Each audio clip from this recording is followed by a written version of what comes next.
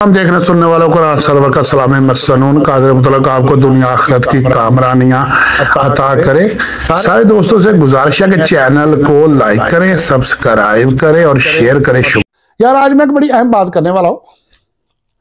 बड़े अरसा दराज से हमारे मुल्क के अंदर एक बात ज़ेरे गर्दिश है कि हमारा आइन जो है कुरान सुन्नत के मुताबिक है और आइन में लिखा हुआ भी है कि हर वो कानून जो कुरान सुन्नत से मुतसादिम होगा कालुदम होगा।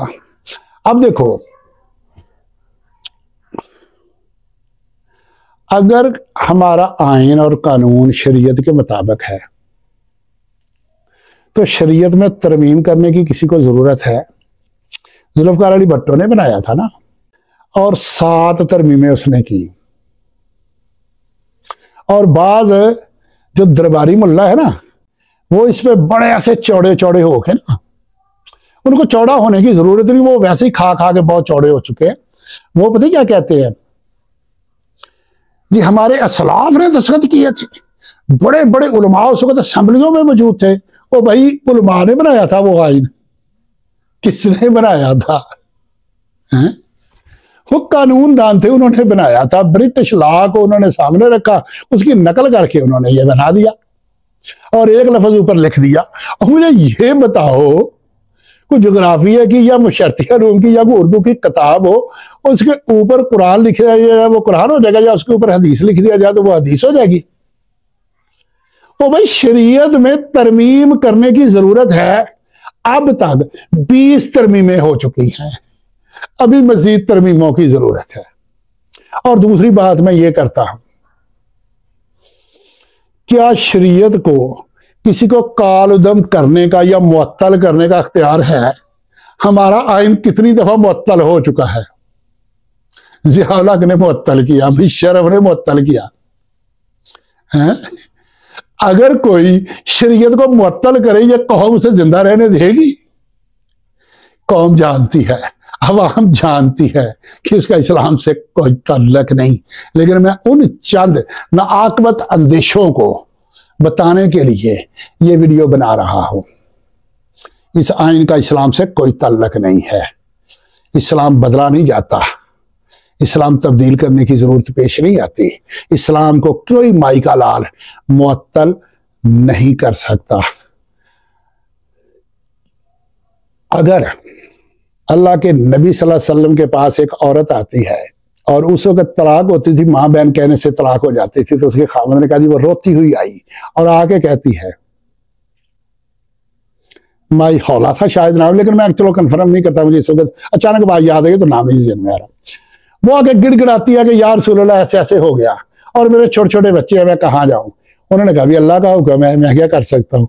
उन्होंने कहा कोई तब्दीली? उन्होंने कहा कि भाई मेरे पास कोई अख्तियार नहीं है इसमें तब्दीली का। सारे उलमा इस बात को मेरी को बिल्कुल तस्लीम करेंगे और तईद करेंगे कि अल्लाह के नबी सल्लल्लाहु अलैहि वसल्लम के पास भी अख्तियार नहीं था शरीयत को तब्दील करने का।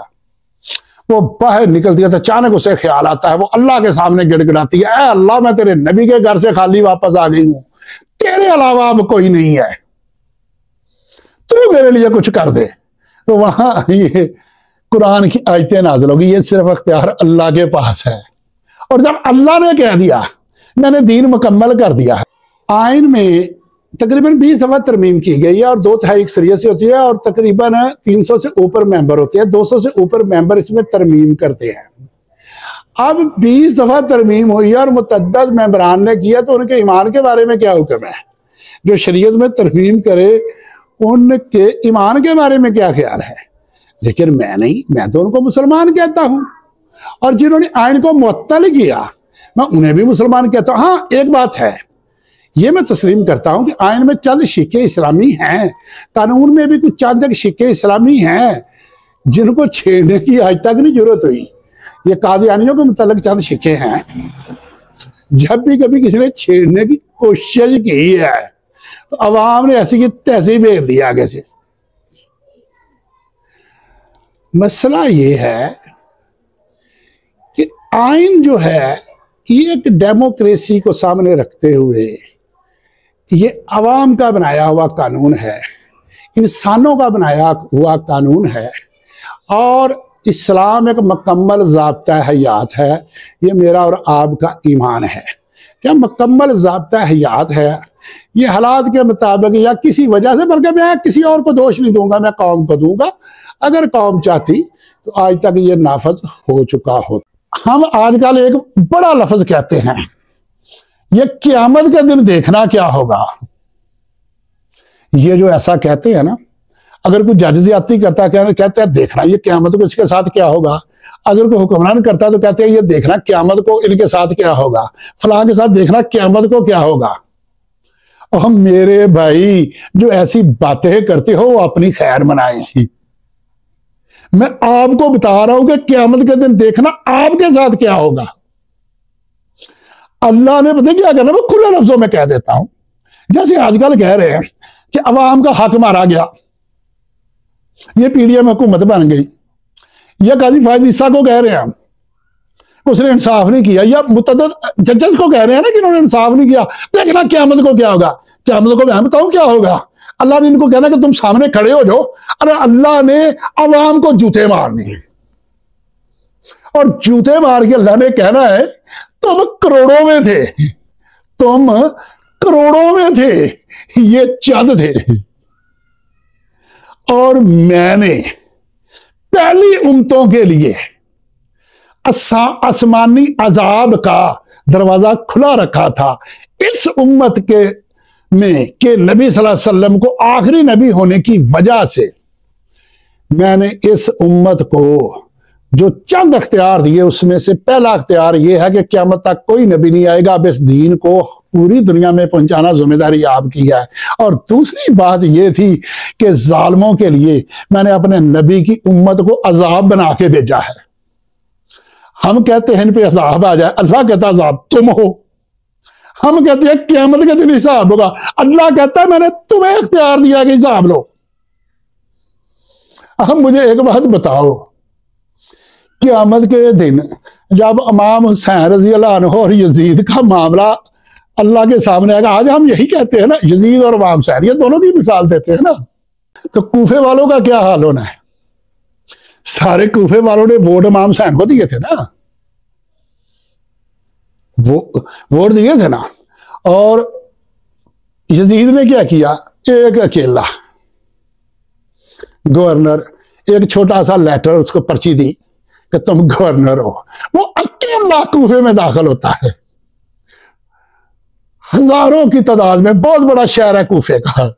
वो अकेले को देखते हैं, वो जाके मौजूदा गवर्नर को पर्ची देता है, गवर्नर हट जाता है, वो गवर्नर की सीट पे बैठ जाता है, सबको कहता है इधर कटहरे में आ जाओ। सारे कटहरे में आ जाते हैं और सबको कहता है बैत तोड़ दो जिन्होंने इमाम हुसैन की किया, यानी कि जिसने वोट दिया ना वो अपने हाथों से पर्ची उठाओ और फाड़ दो। उन्होंने इमाम हुसैन रज़ी अल्लाह अन्हु पे गद्दारी का इल्जाम तो नहीं लगाया था, गड़ी चोरी का इल्जाम तो नहीं लगाया था, उनका नौज़ुबिल्लाह नकाब फासिक तो नहीं किया था, हैं? तो वहां क्या होगा, यजीद का और इमाम हुसैन रज़ी अल्लाह अन्हु का मामला बाद में आना है।